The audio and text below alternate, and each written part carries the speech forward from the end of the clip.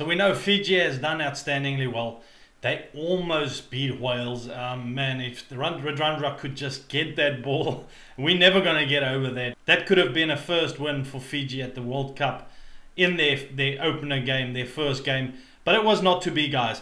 But we move on. They're playing Australia this weekend. So what is the chances of the Fijians actually winning this game? Well, we know where they find themselves in the pool at the moment, guys, is they lost that game, but with 2 bonus points. So that means it puts them in a really good position still. And man, they know if they can just beat Australia this weekend, that would give them such a good chance of, making it into that quarterfinal.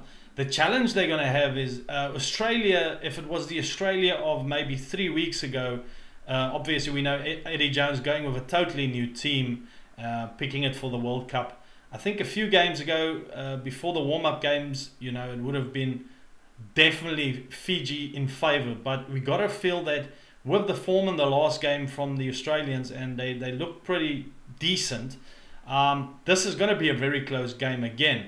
But the concerns for me is the Australian up and under and kicking game is very good. Their territorial game is very good.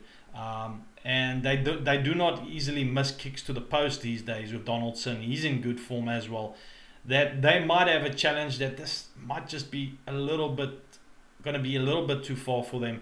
The challenge that I think is the biggest thing for me with the Fijians, like I've mentioned before, is they run away from their support, and often, in that first phase ball, they lose the ball because they do not really challenge the rucks enough to clean out in all the rucks, and there's a lot of turnovers where they lose ball. The other thing is under the up and under high ball. We know Eddie Jones is a very experienced coach.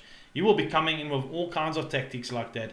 We know how good Noah Tewasi has been under the high ball, and there's just a lot of stars at the moment in that Australian team when you're talking of the likes of a Kerevi, Koribeti, and then more of late Donaldson and Noah Tewase. So it's a good team that's going to be facing them though from Fiji.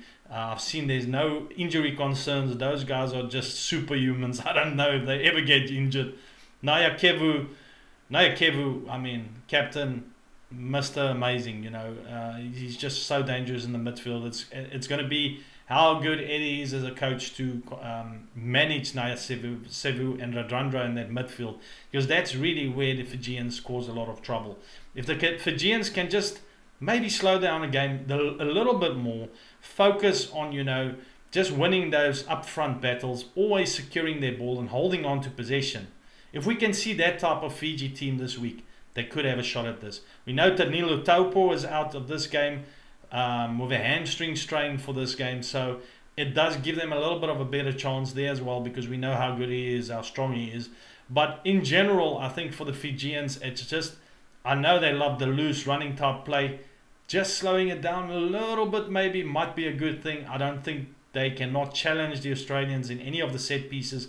They're definitely up for it. It would be great to see them win this game, but we can't say that, the odds are in their favour. Say they lose this game, they leave it very much up to fate. Not totally, because they'll still be playing the other games and try and win that with bonus points, which I think if there's a team that can win with bonus points, it is Fiji. They're still playing Georgia and they're playing Portugal, but then again, you can't write off Georgia either. The thing is, they're going to leave themselves up to fate in a sense, because then they would want Wales to beat Australia to give them a better chance of getting through this pool. It's a very interesting pool, and it's going to be interesting to see what happens. If you enjoyed my my analysis and what I did, you know what I'm going to ask you. Hit that subscribe button. Let me appear on your home screen. I'm going to catch you in the next one. Thanks. Bye.